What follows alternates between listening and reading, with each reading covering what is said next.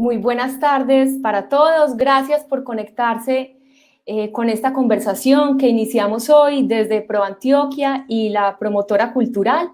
Iniciamos hoy un ciclo de 3 conversaciones que tendremos durante todo el mes de septiembre, por supuesto hablando de temas de arte y cultura.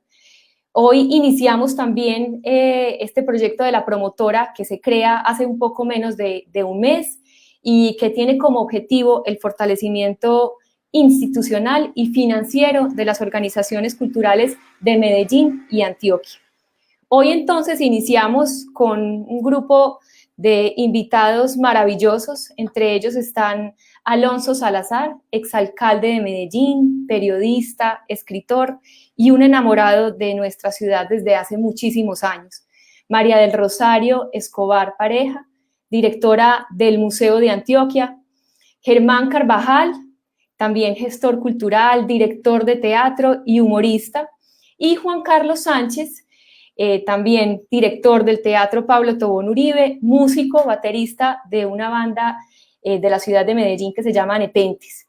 Así que a todos ellos, pues gracias por estar aquí con nosotros, gracias por sacarle tiempo a esta conversación. Vamos a hablar de una de las décadas más complejas, tristes, que ha tenido nuestra ciudad, pero que también de ese momento y de esa situación tan compleja que atravesó Medellín también resultaron algunos de los proyectos más potentes y más bonitos que tiene Medellín. Así que gracias por estar aquí. Iniciamos, les voy a dar un contexto muy corto de lo que estaba pasando y de la ciudad que teníamos en ese momento, para que quienes de pronto no les tocó vivir esa década de los 90, pues puedan hacerlo. Así que primero que todo, pues muchas gracias a las personas que nos acompañan hoy, a ustedes que vamos a conversar esta tarde sobre esa década de los 90.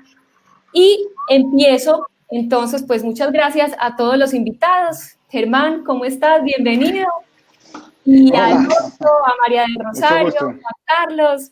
Qué rico que vamos a tener esta conversación para que la gente pueda recordar, o quienes no la vivieron puedan darse cuenta de todo lo que sucedió en esa época, que además ha tenido pues un impacto tan profundo en la ciudad que aún hoy seguimos construyendo.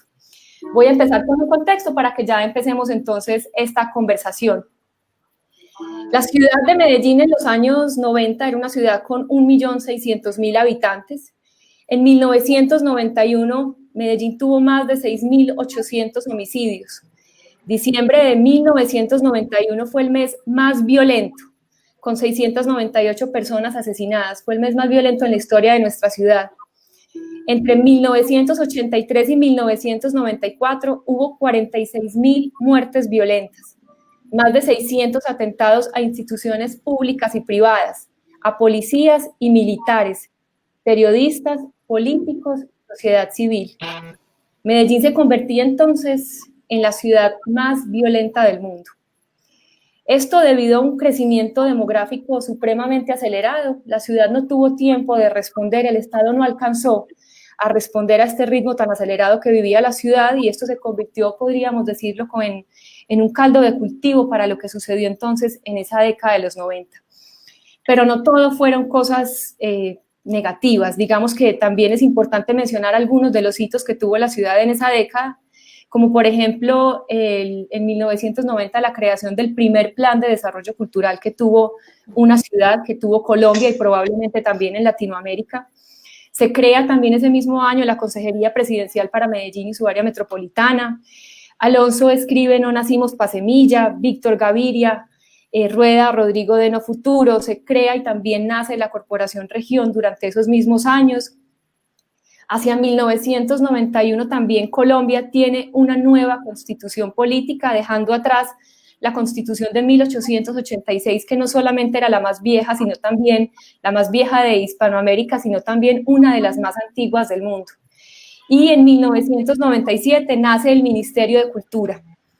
Tuvimos 3 presidentes, César Gaviria, Ernesto Samper y Andrés Pastrana, y 4 alcaldes, Omar Flores, Luis Alfredo Ramos, Sergio Aranjo y Juan Gómez Martínez.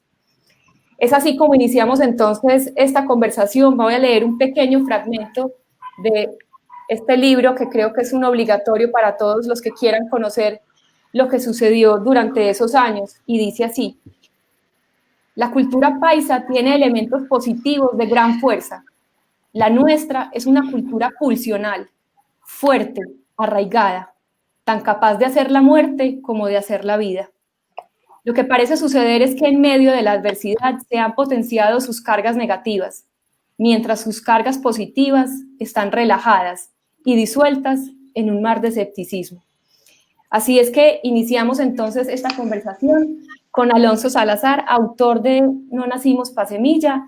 Y esta pregunta igual va para todos. Iniciamos con Alonso porque pues estoy terminando de leer un fragmento de su libro, pero quisiera, Alonso, que nos contaras esa década que para ti fue una década donde sucedieron muchísimas cosas, porque tú venías ya de ser muy activo, inclusive en la década anterior en términos sociales. ¿Cómo fue esa época para ti? Cuéntanos, por favor. Hola, Lina, buenas tardes. Un saludo para todos y todas las que estén ahí pendientes de esta conversación, a María Rosario, a Germán, a Juan Carlos. ¿Usted se le dice Juan Carlos o Gallina? ¿Cómo es la cosa? Doctor Gallina, doctor Gallina. Hermano, te vas a reír. Me gusta mucho estar en esta conversación. Ya uno llega a cierta edad en que todo eso como las memorias, ¿no? Como un rememorar.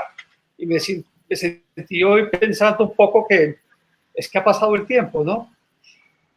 La historia de Medellín hay que tomarla desde 1975 más o menos y pensar que desde el 75 y durante todos los años 80 hubo un proceso de asentamiento y de fortalecimiento del narcotráfico en la ciudad, cosa que,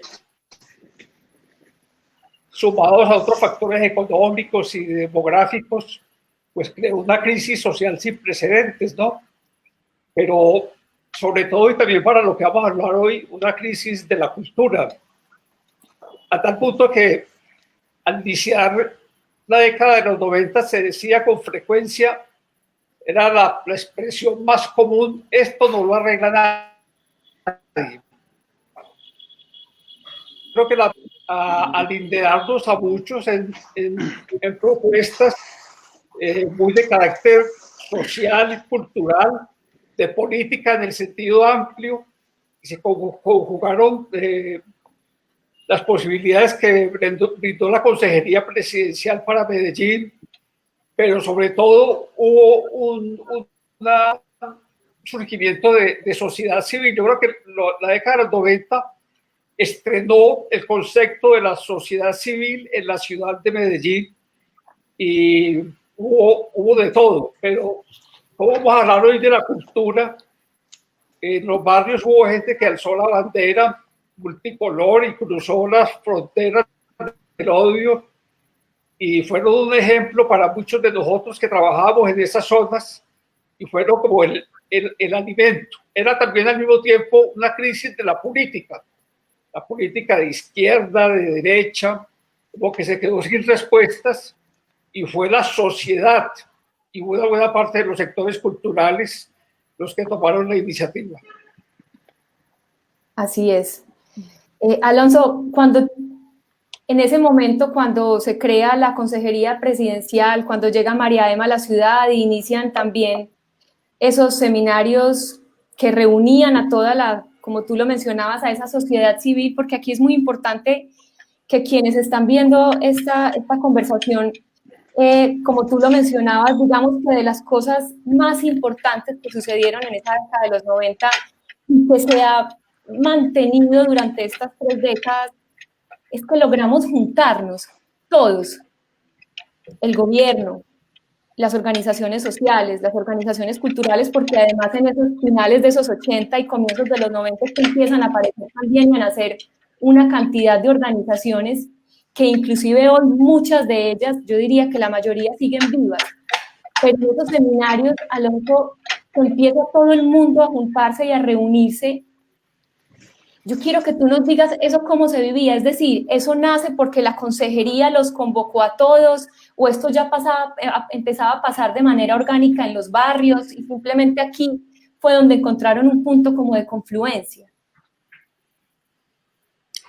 Yo creo que para entender la fuerza de esos eventos, de esos diálogos que llamaban Medellín Alternativas de Futuro, hay que ubicarse en el contexto de una ciudad que estaba paralizada, donde prácticamente las bandas violentas y el propio Pablo Escobar imponían toques de queda, donde se hablaba del muro de Berlín, que se supone que queda por allá por los lados de la universidad, que estaba este norte y este sur. Una ciudad totalmente desarticulada. Hay que pensarla sin la vigencia que tiene hoy los teatros del centro o el jardín botánico. Todo era territorio de peligro. Y desde luego una ciudad fragmentada donde la gente de distintos sectores sociales no tenía encuentros de ningún tipo para pensar lo que estaba viviendo.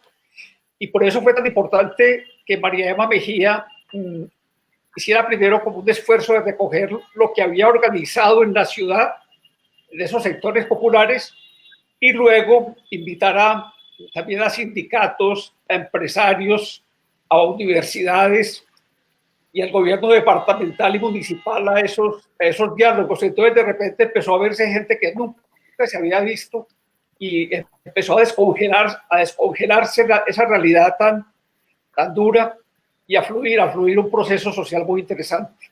Así es, se convirtieron como en esos espacios de socialización que la ciudad había perdido y que realmente a través del arte y la cultura fue que recuperamos, que también ahí radica un poco el poder de esta ciudad.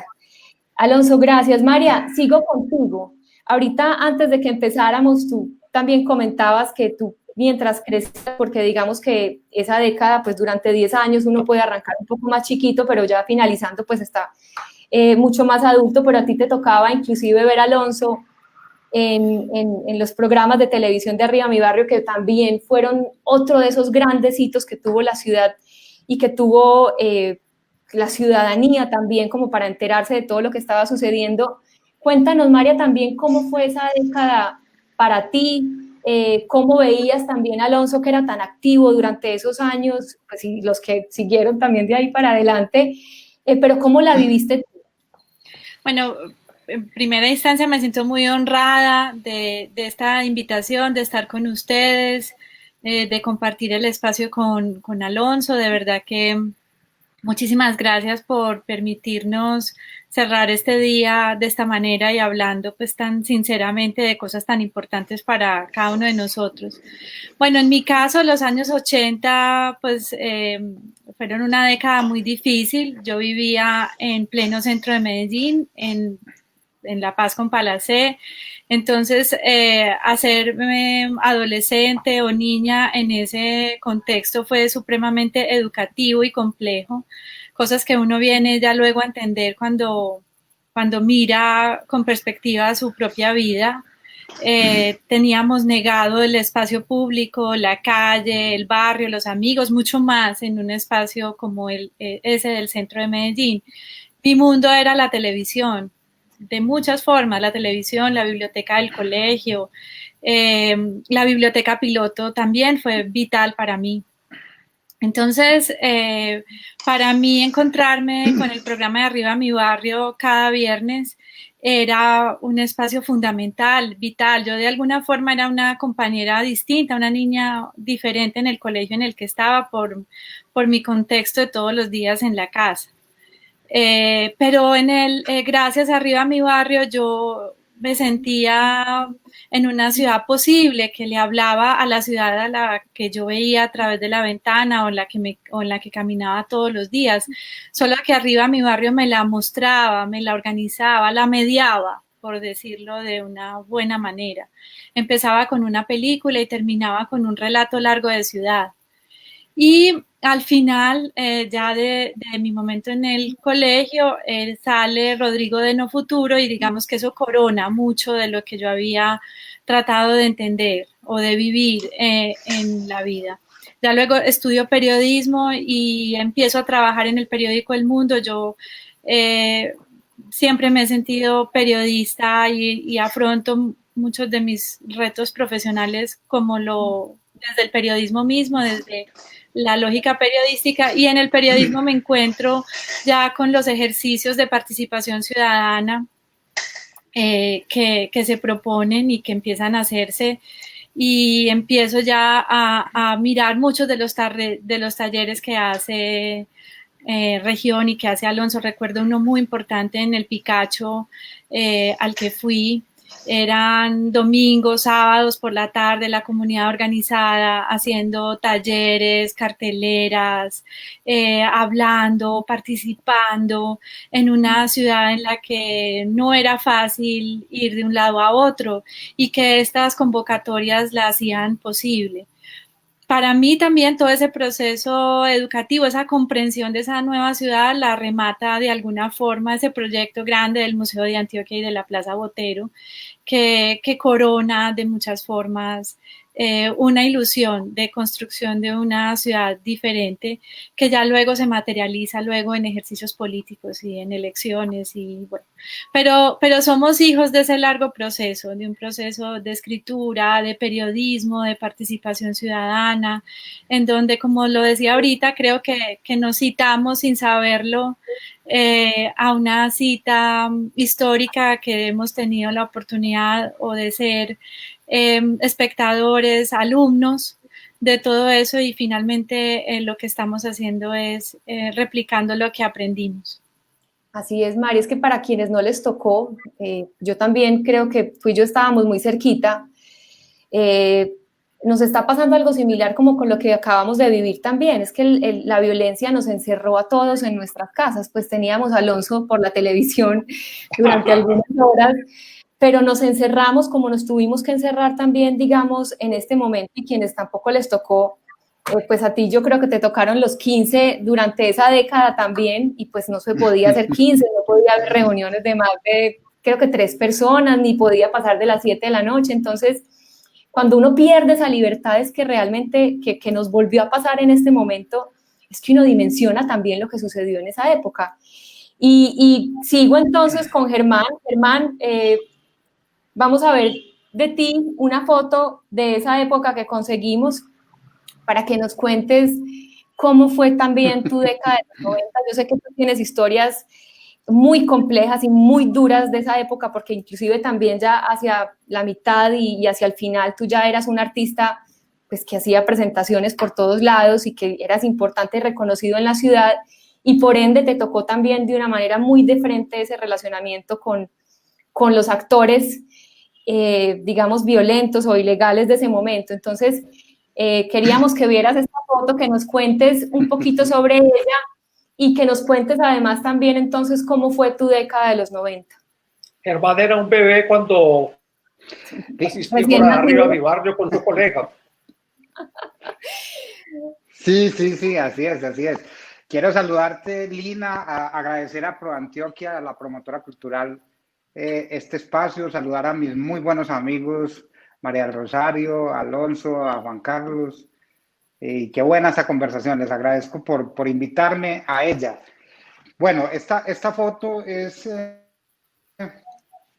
digamos, el colofón de un momento que yo viví en Aranjuez, más concretamente en el Liceo Gilberto Alzate Avendaño. Yo tenía una relación, y aquí pues voy a hacer un poquito de contexto de esta foto y de esta historia. Y es que cuando hablamos de los años 90, yo pienso que es para mí esa época está entre el año 85 y el año 95, más o menos, esa época dura. Ahí se dieron todos estos fenómenos de los que hemos hablado. Por supuesto, antes estaban naciendo y después del 95 muchos rezagos que todavía tenemos. Yo vine de Marinilla al Liceo Gilberto Alzate Avendaño en el año 1987 porque me echan del colegio de Marinilla. ¿A qué edad, Germán? Además por un amigo que debe... Me echaron del colegio San José de Marinilla en el año 86 me echaron. Realmente yo me salí por una circunstancia que debe conocer. Alonso conoció seguramente a Ramón Emilio Arcila de Marinilla, un defensor de derechos humanos, abogado. Un líder social muy importante, pues, sí. Un líder social muy importante, uno de los cofundadores de la Universidad Autónoma, que fue uno de los mentores que teníamos Saulo y yo en Marinilla. En esa época, él era uno de los del Colegio San José y nos invitó a una función en Bogotá y por esa función me perdí la habilitación de una materia que después no me reconocieron, a pesar de que él había conseguido el permiso. Entonces eso me obligó a venirme para Medellín. Yo conocí al Alzate Avendaño porque había venido 2 años antes a participar en un festival de trova que se organizaba en ese colegio, que todavía se hace.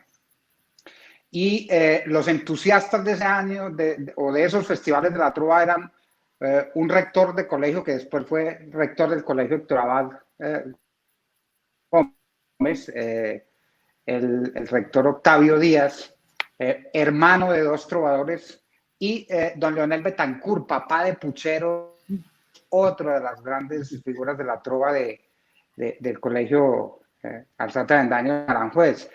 Entonces, yo he venido desde el año 85 y 86 a participar en ese concurso juvenil de trovadores intercolegiados, y en el año 87 tomé la decisión, porque era un colegio de amigos de la trova y de trovadores, venirme a Aranjuez a matricularme a ese colegio, y fue una terapia de choque completa, porque pues venir de un pueblo que tenía unas costumbres, una vida cotidiana tan tranquila, de pueblo, a un colegio donde ya florecía la violencia muchísimo, donde se andaba en combos, donde no se podía caminar por Aranjuez si no era en grupo, y si tu grupo se encontraba con otro grupo que no eran amigos, se formaba un choque tremendo.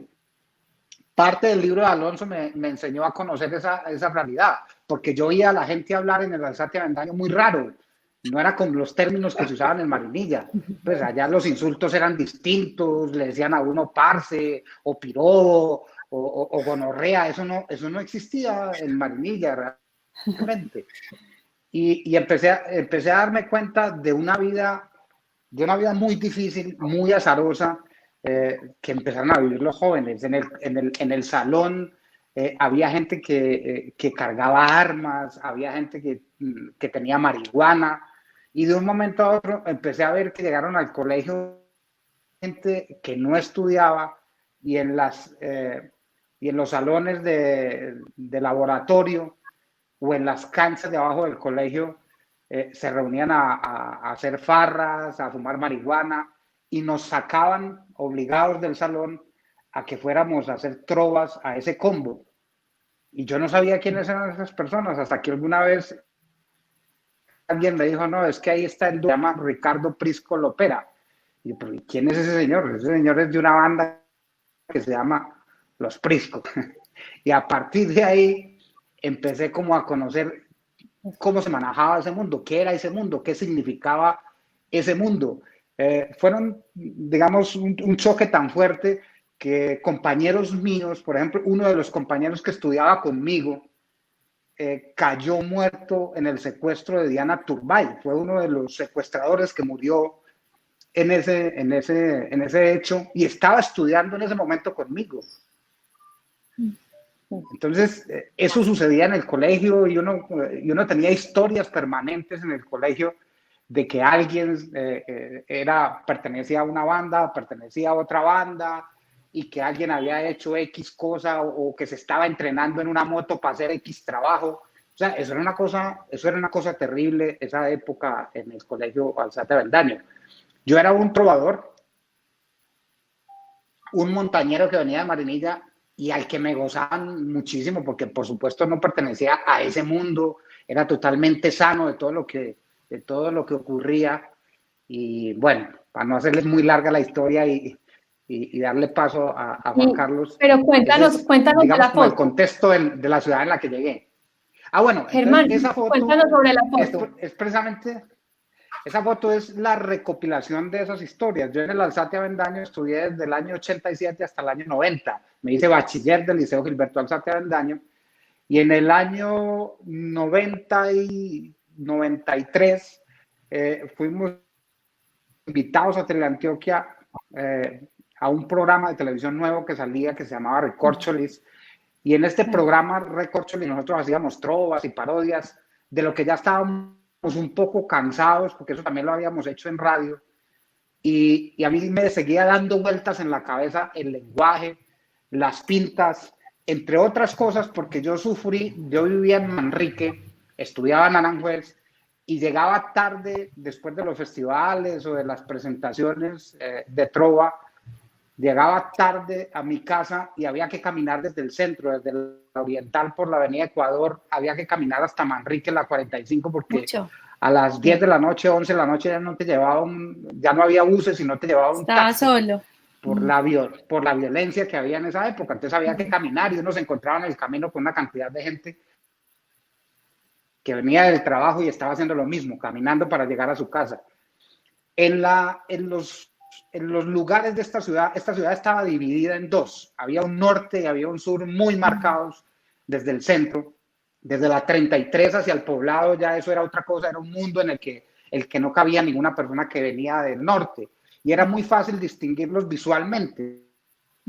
El fenotipo y la pinta de la persona que venía del norte estaba marcado muy por el vestuario de la foto que aparece ahí.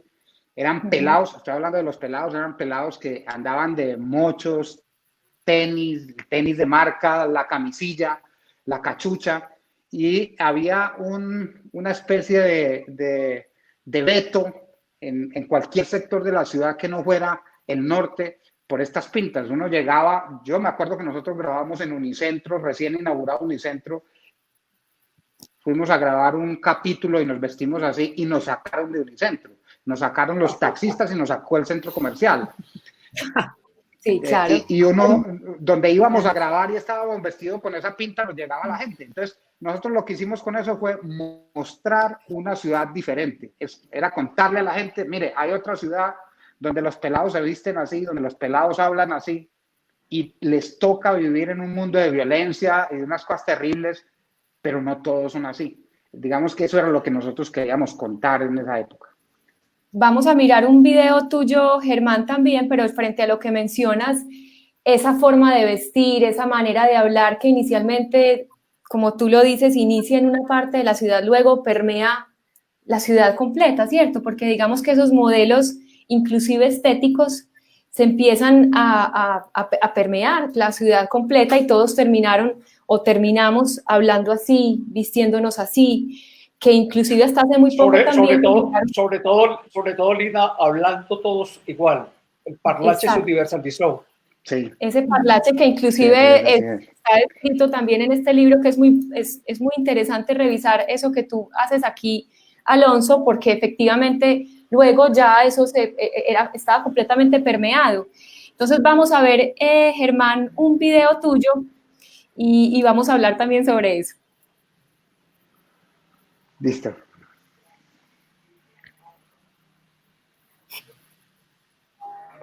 Es que Campelías, que viento su maleta. Es que me punto, siquiera llegaste, hombre. Chao, Rilandia tirando aquí solitaria. Puedo reventar el muro solo, parcero, porque yo me voy para el camello de Juan. ¿Camellar? Sí, ¿sabes? ¡Camellar! ¡Camellar! Digan a esta chichipanguañarria, es que camellar. Me tocaron pito de un camello, lo más de nota, parcero. Auxiliar del arte de la construcción. 30 lucas mensuales. Con derecho como sea en carreta. ¡Ay, María, albañil! ¡Oh, mi albañil! ¡Carga ladrillo! Así es. Esa era una parte del programa, Germán, también. Contanos de ese pequeño video. Es una parte de la sección. Bueno, esa es una parte de la sección del programa y esa parte del trabajo del puntudo era hablar un poco de eso que no se usaba entre los jóvenes ya en esa época y era trabajar así. Ya ninguno soñaba con trabajar así. Porque sí, además un trabajo que era 30,000 pesos al mes, pues ya no daba para comprar unos tenis, no daba para el de vida que los jóvenes se imaginaban en esa época. Ya les habían metido en la cabeza el chip del dinero fácil.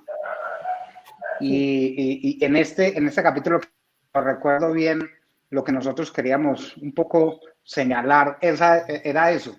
Hablando de lo que decía Alonso ahora del parlache, recuerdo que fue uno de los dilemas que yo tuve haciendo la dramaturgia de estos personajes, es cómo poner en televisión ese lenguaje, que dice piropo, gonorrea, chunchurria, cómo poner eso y que no suene tan fuerte en televisión, o que por lo menos enmascare, digamos, para los puristas y digamos, el público de Teleantioquia. Y entonces decidimos partir las palabras y unirlas de una manera distinta. Ya no decíamos pello o gonorrea, sino que juntábamos las dos y decíamos pellerrea, o no decíamos Germán está feliz diciendo gonorrea. Gonorrea, sino gonorsovia, y ese lenguaje se fue, de alguna manera fue cambiando. Gonorsovia se quedó. Y gonorsovia permanece. Gonorsovia se quedó. Pura poesía. Germán, yo me acuerdo perfecto de vos también en esa época, en ese personaje de Campo Elías y de Puntudo. Me acuerdo perfecto, y yo estaba un bebé, yo tenía por ahí 12 años. Y me acuerdo perfecto de ese momento tuyo. Los personajes nacieron en 1994. Entre otras cosas, nos echaron. Nosotros grabamos 2 capítulos, salió uno al aire y después de ese capítulo nos echaron porque pues, a la gente le pareció que es una cosa terrible, que ese lenguaje, que esos personajes, que eso era una apología del sicariato, que eso eran 2 sicarios en televisión, ¿cómo se les ocurría? Y alguna vez nos encontramos con Carlos Mario Londoño, director del Grupo Suramérica y en ese entonces gerente de Teleantioquia, y nos dijo, hombre, me llegaron una cantidad de cartas por unos personajes que ustedes estaba a esas cartas que tuve que ver el programa y me pareció una maravilla. Yo quiero contar esa ciudad que nadie ha querido contar, porque nosotros en Medellín nos da por echar debajo del tapete lo que creemos que no está bien y no lo enfrentamos, no lo confrontamos, no nos gusta conocerlo. Entonces, quiero que ustedes hagan esos personajes. Y si nosotros dijimos, nos echaron del programa, yo no, si no los reciben allá, yo los recibo y en el noticiero que tiene mucho más audiencia. Entonces, finalmente nos recibieron y a partir de ahí los personajes se convirtieron en lo que se convirtieron. Y recuerdo de las conexiones del norte con el sur, hablando culturalmente y con estos personajes, es que alguna vez nos invitaron a una reunión, a un edificio muy emblemático por allí, por el Poblado. Nos invitaron a una fiesta y nosotros no sabíamos quiénes eran los señores que estaban en esa fiesta. Y la persona que ofrecía la fiesta era don Fabio Rico, un empresario muy reconocido en la ciudad que tenía que ver con la conformación del Grupo Nutresa, Nacional de Chocolates. Y don Fabio decía, esta es la ciudad que nosotros tenemos que mostrar si nos queremos integrar con la gente que hay allá y con lo que hay acá y empezar a buscar oportunidades. Hay que integrar esta ciudad y esto es lo que debemos conocer. Así Perfecto. Que me parece una maravilla esa historia. Sí, como todas las tuyas que ahorita volveremos sobre ti. Juan, vos también venías de Támesis, como Germán de Marinilla, te encontraste también con esta ciudad. Contanos también cómo fue esa llegada y ese choque seguramente cultural que tuviste entre Támesis y Medellín, y cómo fue tu década de los 90. Pues es bien simpático porque igual que Germán yo soy un montañero y llegaba de Támesis y en Támesis tenía ese anhelo de poder tener una banda de rock, es más, de poder tener una batería. Yo no tenía una batería, por eso la historia de Rodrigo y después tuve el privilegio pues de ser muy amigo de Ramiro, después de que tuvo la grabación con Víctor, y yo le contaba pues a Ramiro mi historia, porque yo nunca tuve una batería, era imposible pues en Támesis, Antioquia, tener una batería en el 1991, 92, y yo por lo que me llegaba de la televisión y lo poquito que me llegaba de la música a través, en ese tiempo, de Veracruz, algo de Caracol, que eran realmente muy pocos los medios que promocionaban la música que a mí me gustaba, y además casi que ninguno promocionaba música local, es decir, los primeros sonidos del metal y lo que llamamos el punk medallo realmente empezaron a mostrarse para el mundo a través de las cámaras de Arriba Mi Barrio. Ahí realmente donde empezó a mostrarse estas otras bandas, porque en los 90 emergieron muchas bandas, las bandas y los combos, las bandas delincuenciales, pero es también en la década de los 90 donde también emerge, en un momento tan difícil, sin apoyo estatal, sin medios de comunicación, además con una precariedad tremenda para conseguir instrumentos, para conseguir un sonido y sobre todo para tener dónde tocar. A nosotros nos perseguían, nadie nos apoyaba y en aquel momento la gran concentración de poder en lo territorial estaba en las juntas de acción comunal y las juntas de acción comunal no nos querían mucho, no les gustaba nuestra estética, ni los tatuajes, ni el pelo largo, ni la narrativa que nosotros teníamos, porque nosotros lo que estábamos haciendo era una abstracción de toda esa violencia y de toda ese desconsuelo que veíamos realmente en la Comuna 6, la 7, la 8, en la 3, en la 4, pues yo recuerdo ver los combos y los parches que nos hacíamos en Campo Valdés, en Manrique, en la 45, en la 68 en Castilla. Empezamos a ver cómo a nosotros nos robaron la noche, a nosotros en los 90 nos quitaron la noche, nos la quitaron. Entonces nos teníamos que ir casi que a escondidas a hacer los conciertos en garajes de San Javier, en garajes de Manrique, en algunos del centro, por allá en Prado, y era muy difícil realmente conseguir dónde tocar. Y fue realmente una década muy importante porque además de que seguramente se consolidan gran parte de estas bandas tan asesinas, tan dolorosas, que nos hicieron derramar tanta sangre, también en los 90, sin querer decir que en los 80 también hubo bandas importantes que empezaron a trabajar.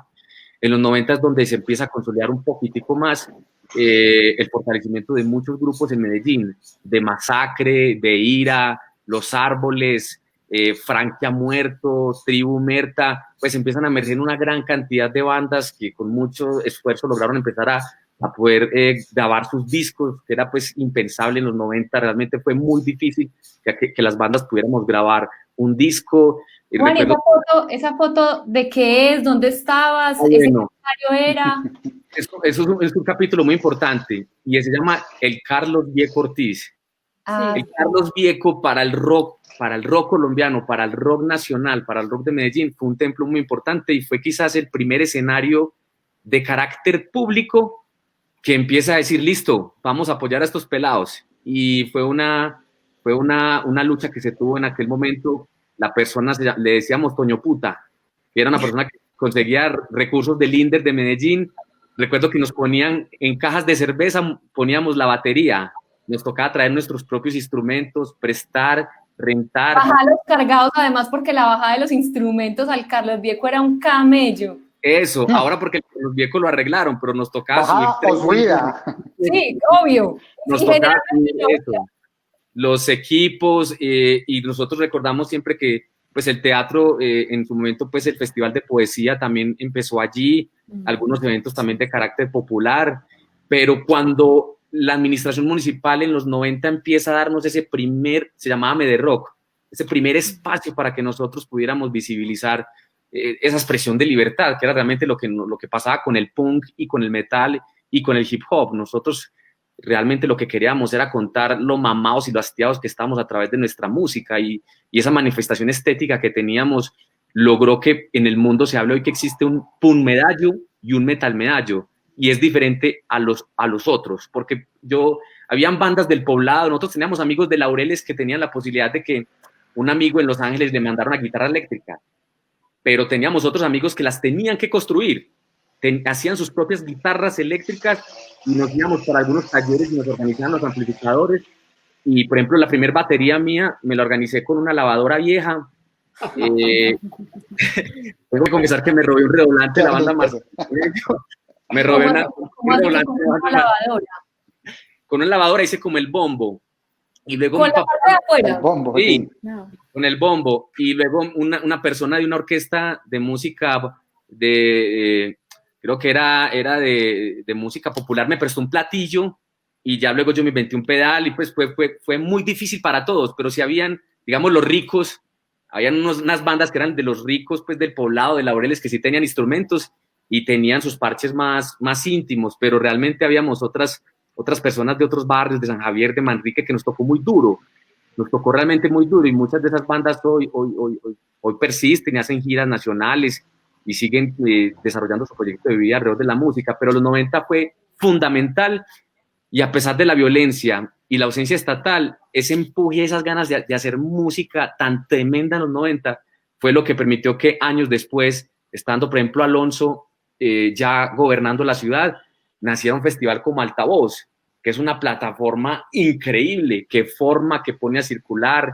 que dignificó y que puso realmente el lenguaje, esa otra ciudad que desde la música nosotros queríamos contar, lo pone ahí y dice, es importante, porque anteriormente todo era los tablaos populares de música popular, carrilera, pero realmente nosotros por primera vez ya en esa transición de los 90 a los 2000, un poco empiezan a dignificar el trabajo de muchos colectivos y bandas de punk, de hip hop, de metal, que siempre estuvimos pidiendo un espacio, es decir, nosotros existimos y estamos contando una ciudad con nuestra lírica, con nuestra estética, con nuestra narrativa, y eso ha hecho que la música de Medellín sea muy respetada en el mundo y que nada más y nada menos un personaje como Juanes, que todos lo adoramos, empezó en las mismas circunstancias de todos nosotros, con dificultades para ensayar, sin apoyo, vendiendo los cassettes en la Villa de la Burrada o en el Paseo de la Playa, en el centro de la ciudad. Y fue muy, muy, muy difícil, pero yo siento que a veces esa dificultad tan tremenda que tuvimos es la que hoy logró consolidar un movimiento musical que le habla al mundo y que le habla al país desde Medellín. Así es que esa época, como lo mencionábamos al principio, tan brutal, tan triste, porque cuando nos lo mostraba Alonso con su libro, cuando nos lo mostraba Víctor Gaviria, cuando los artistas empezaron a hablar desde cada una de sus áreas, porque digamos que no fue únicamente pues digamos que desde el cine o desde el audiovisual, no solamente desde la literatura, sino que empieza también un despliegue como desde cada una de las áreas artísticas a hablar sobre esa ciudad que cada uno vivía.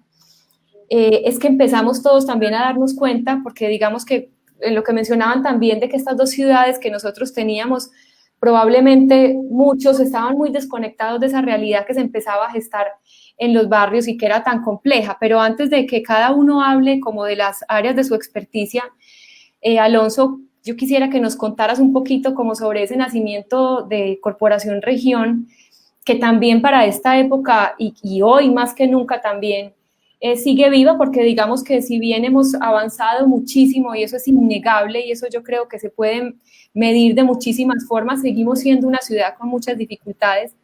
Pero ¿cómo nace Región? ¿Con quiénes? ¿Motivados por qué? ¿En qué momento también de lo que estábamos viviendo y que empieza a ser Región como en esos primeros años de esa década? Una buena parte de los que fundamos Región veníamos de una institución que también existe, que se llama Instituto Popular de Capacitación, pero como que en algún momento no nos acomodamos ya a la tradición. Era una organización muy de izquierda, entonces muy marginal, y nosotros cuando formamos a Región dijimos pues hay que salir, pero jugarse en el escenario de la ciudad, a trabajar con distintos sectores sociales y con el Estado. Entonces de allí viene toda esa cosecha de Marta Villa, que fue la última directora hasta hace poco, y Rubén Fernández, que también ha sido uno de los líderes históricos, y Jorge Bernal, que desafortunadamente murió, y hoy en día hay un premio en Confiar en homenaje a él. Estábamos en la perspectiva de hablar de democracia y de desarrollo. Entonces se emparentó esto muy, muy bueno con el tema de la constituyente, en la que trabajamos arduamente en la Asamblea Constituyente, y después nos convertimos como en unos propagadores del espíritu de la constituyente, el tema de la participación social, el tema de las identidades, de los derechos. Y era muy emocionante porque creíamos realmente que estábamos transformando la sociedad, y creo que después los hechos demostraron que sí, pero uno no tiene conciencia a veces en esos relatos que cuentan ustedes, por ejemplo, de que es que uno está haciendo historia. La historia no es otra cosa que lo que hacemos a lo largo de nuestras vidas, y si tiene repercusiones sociales, pues es más apasionante, pero nos consagramos totalmente a eso. Entonces nos inventamos cosas como el Seminario de Periodismo Juvenil, que se convirtió en una institución, y por allí pasaron una buena parte de quienes hoy están en el ejercicio de los medios y de las instituciones en la ciudad. Así es. Ay, Alonso, es que inclusive contigo esta conversación sería supremamente amplia, inclusive cuando Juan ahorita mencionaba el tema de altavoz, que yo creo que inclusive María, cuando fue secretaria, yo que fui secretaria en su momento, pues Germán ha estado en el sector toda la vida, pero que uno puede ver que eso también ha sido muy lindo de Medellín, que digamos que en términos generales las administraciones logran mantener esos proyectos que realmente han sido importantes para la ciudad. Y yo te digo que nosotros que lo vivimos y que vivimos, que pudimos tener la posibilidad de continuar todo eso que se ha construido en el pasado y uno poder ver un altavoz, por ejemplo, el año pasado con 80.000 personas y lograr una total convivencia entre esos jóvenes que cuando ustedes crearon el festival era pues como un salto al vacío, un acto de fe, porque los jóvenes, por supuesto, estaban absolutamente estigmatizados y querer reunirlos a todos en un escenario, pues fue, yo creo que además un acto de valentía, pero creo que también es de muchísima satisfacción poder ver cómo la ciudad en eso que ha construido por años, por administraciones, puede ver de todas maneras el resultado de esa construcción y efectivamente el impacto que ha tenido eso en la construcción de ese proyecto cultural. Y María, sigo contigo, porque los 90 también, digamos, para una de las áreas que tú conoces y que hoy también estás liderando, que es el tema de las artes visuales, la década de los 90 también fue un momento muy importante para los artistas plásticos. Yo quisiera que nos contaras como de ese momento tú a qué y a quién podrías resaltar de esa época. Tuvimos, por ejemplo, que Alonso lo menciona en el libro de Gerard Martin, de, por ejemplo, la explosión del pájaro de Botero, que luego él reemplaza con otro pájaro, y Alonso decía que fue uno de los momentos más contestatarios que desde el arte se proponían en la ciudad. ¿Cuáles de esos momentos tú resaltarías y qué artistas, por ejemplo? Pues artistas un montón y qué buena esa pregunta para desde aquí enviarles un saludo, un reconocimiento. En los años 90 para las artes fueron vitales y Medellín y Antioquia fueron y han sido un epicentro importantísimo para pensar el arte colombiano. No en vano los artistas estaban pasando por momentos dificilísimos que a través del arte pudieron y pudimos todos también entender y mediar ese momento. Obras importantísimas, ya mencionaste el caso del pájaro de Botero, pero también están las obras de, por ejemplo, del Cielo Roto, de Gloria Posada, de Carlos Uribe, de María Teresa Cano, de tantísimos artistas que en esa época estaban muy jóvenes, el mismo Freddy Serna, estaban saliendo de la universidad o estaban en sus últimos semestres haciendo un trabajo supremamente fuerte y comprometido. Era una ola muy vital para los que estábamos haciendo periodismo, los que estábamos visitando galerías y apenas empezando, pues por ahí había una mano muy fuerte. Yo creo que también hay que señalar a Ethel Gilmore, que desde su casa y desde su taller en el parque de Bolívar tenía una voz tan importante donde aglutinaba mujeres, otro tipo de artistas. Eso se ha venido a entender con el tiempo, la obra de Ethel, pero ella tuvo una voz fundamental. Y yo también quisiera mencionar a alguien que ya no está con nosotros, pero fue vital para las artes, que fue Paul Bardwell, en compañía de todo el colectivo del Centro Colombo Americano, de Juan Alberto Gaviria. Paul hizo una exposición vital a finales de los 80 que se llamó Hecho en Medellín. Él, con sus propios recursos y con el esfuerzo del Colombo, puso a circular esa exposición por distintas ciudades de Colombia y de los Estados Unidos. Llevó a muchos artistas antioqueños y colombianos en ese esfuerzo de Hecho en Medellín, porque estábamos estigmatizados no solamente como ciudad, sino también los artistas pasaban por ese momento tan complicado. Y Paul, bueno, le entregó su vida al arte. Él el Colombo Americano vivió un terrible carrobomba que sufrió ahí en el Palo, y Paul volvió a abrir el Centro Colombo Americano, mantuvo la programación de cine, y mantuvo la galería que hoy recibe el nombre de Paul. Y también quisiera mandarle ese saludo especial pues a Juan Alberto Gaviria, que fue más que un escudero, fue un promotor también de las primeras iniciativas de los laboratorios de paz y arte que se hicieron en las curadurías antioqueñas. Yo creo que nombres hay muchísimos, todos han hecho un trabajo fundamental. Livia Posada también, el Museo de Antioquia, el Museo de Arte Moderno, beben de esos artistas y de esa actitud de los años 90 en el arte.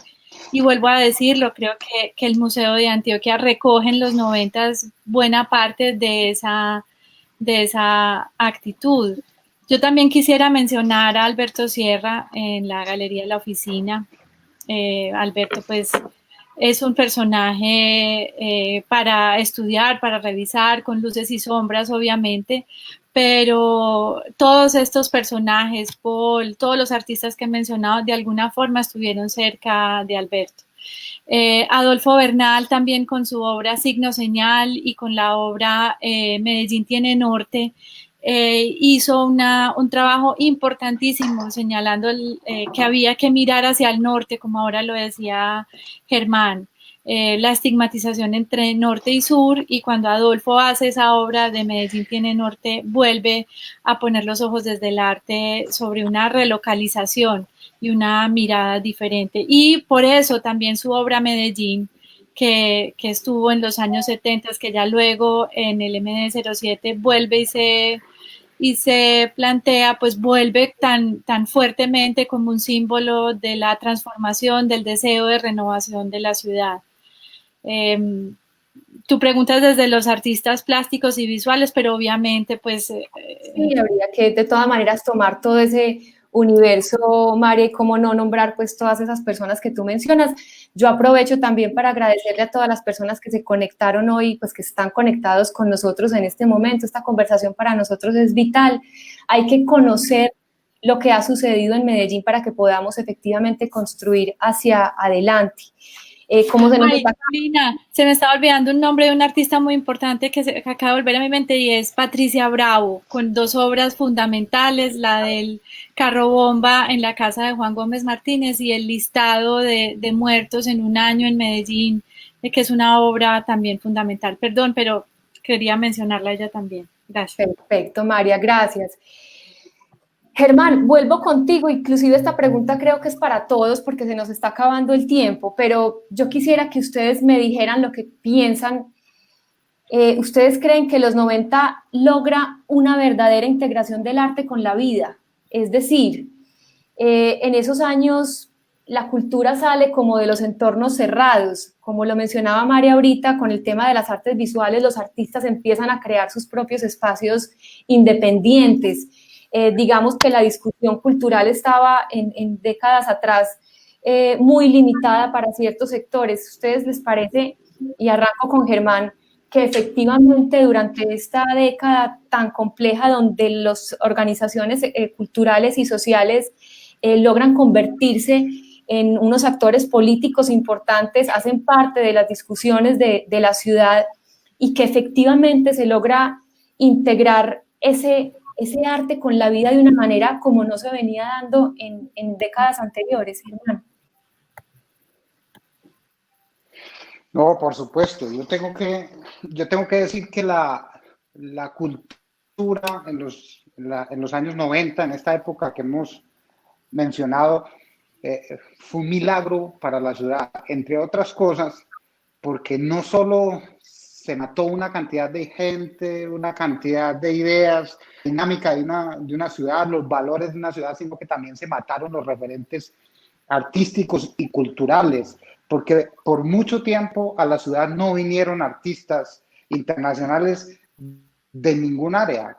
La ciudad prácticamente se quedó abandonada y había en los artistas una fuerza interior que era o sobrevivir esta ciudad y esta violencia o morirnos con ella, pero cantándole de alguna manera desde el arte a la vida. que era muy difícil en los barrios populares hacer cultura. Había una revista, por ejemplo, como La Piquiña, que era una revista satírica en la comuna nororiental, o la música que hacía Tito con el son de los barrios, o el teatro con La Casa Amarilla, con Jorge Blandón y toda su gente, o Matacandelas, o el teatro, el pequeño teatro. Era muy difícil además contar lo que estaba pasando en esta ciudad. Era fácil uno ser blanco de la ciudad, y en ese momento no había tampoco ni ánimo ni plata en esta ciudad para ayudar a sacar adelante las propuestas artísticas. Esto lo hicieron los artistas a pulmón, inspirados en la gana de seguir viviendo, pero sobre todo en que la gente se sensibilizara y no se entregara de manera fácil a esa violencia, a esa católica que estaba viviendo la ciudad. Por supuesto, el arte en ese momento fue una representación de la vida que los artistas y que la gente quería ir viviendo en esta ciudad. Es importante saber eso, no teníamos referentes. Por muchos años, incluso me llamó mucho la atención que Octavio Arbeláez, gran señor del teatro, me invitó hace un tiempo a Festival de Teatro Internacional en Buenos Aires, y la gente me veía como un bicho raro, porque hacía muchísimos años no veían productores de Medellín. Y no veían productores de Medellín justamente desde esa época que nosotros empezamos esa violencia tan aterradora en la ciudad. No teníamos referentes del teatro. Algunas personas me dicen, mire, el teatro que se hace en Medellín todavía es muy setentero, todavía es muy ochentero. Pues claro, no teníamos grandes referentes en la ciudad. Mataron nuestros referentes en la música. Lo debe saber Juan Carlos también. Las bandas de rock dejaron de venir a la ciudad, los teatreros, las discusiones y los foros sobre artes plásticas también, sobre literatura, me supongo, Alonso. Así que fue ganas de vivir lo que hizo que el arte en esa época estuviera en pie. Así es. Como se nos está acabando el tiempo, Juan, sigo contigo, y esta es la última pregunta, y quiero que cada uno la responda, pero que lo hagamos de una manera pues muy ágil, y está claro, y yo creo que para todos está clarísimo, que una sociedad activa es realmente la fuerza más poderosa con la que cuenta una ciudad, y creo que esa década de los 90 nos lo dejó absolutamente claro para todos, cómo a través de esa unión de sectores, de organizaciones, de sociedad civil, fue que la ciudad logró trazarse un rumbo y trazarse un futuro. Hoy, por supuesto, estamos ante un escenario donde no solamente la pandemia, sino que, digamos, lo que está sucediendo en Medellín, estamos todos volviendo sobre esta conversación, pero yo quiero saber, y sigo contigo, Juan, ¿ustedes creen que esa fórmula de unión de fuerzas, donde cuando todos trabajamos juntos, ¿ustedes les pareció que fue exitosa? ¿Creen que debemos revisarla en este momento, inclusive por la situación que estamos viviendo en este momento? Pero yo quiero saber de ese aprendizaje que tuvimos en esos 90, donde además efectivamente la cultura, las organizaciones artísticas y sociales fueron una gran aliada para que nosotros pudiéramos lograr superar esa etapa y ver inclusive un escenario más esperanzador. Juan, ¿la unión hace la fuerza finalmente? Claro que sí, y la fuerza de lo local, el territorio, la fuerza que emerge de cada territorio, de las 16 comunas y los 5 corregimientos, eso fue vital y va a seguir siendo vital. Y en un momento muy doloroso, después de derramar mucha sangre, Medellín entendió que los empresarios tenían que unirse también con los académicos, con los actores culturales, que en aquel momento no eran solamente las juntas de acción comunal como los 10, sino que pudimos entrar también nosotros a ese nuevo tejido social tan importante desde el arte, y es el llamado que seguimos haciendo. Y con eso quiero finalizar, que realmente es un momento para seguir unidos como sociedad, como ciudad, poder seguir dando pasos importantes para seguir dejando atrás historias tan dolorosas y las cicatrices que tenemos nosotros todavía en nuestra ciudad. Alonso. Yo creo que lo bello de la década de los 90, que sigue vigente, creo yo, es que se despertó en la ciudad algo que se llama espíritu cívico. Es una palabra un poco anquilosada tal vez, pero ¿qué quiere decir? Que no basta solo tener a ciertos sectores sociales cívico viene desde la organización popular, pero también un bello ejemplo de ese espíritu fue Nicanor Restrepo Santamaría. Y él lideró ese compromiso de una élite en esa gran alianza, a veces explícita, a veces tácita, que en la ciudad se hizo para gestar todo ese proceso de transformación tan profundo de los 90, que después tiene otras manifestaciones al inicio de este milenio, pero creo que la salvación está ahí. Yo no creo en el esquema, aunque vengo de una formación de universidad pública, que los buenos son los humildes y que los sectores altos son los opresores o cosas de ese tipo, macartizar a los empresarios me parece muy mala idea. Creo que hay que rescatar lo mejor de cada sector social y sobre todo intuir también para este tiempo que la cultura, en el sentido amplio y extenso, es el gran alimento de transformación. En los 90 se demostró así. No fue la revolución social, fue la revolución cultural la que cambió a Medellín. Así es.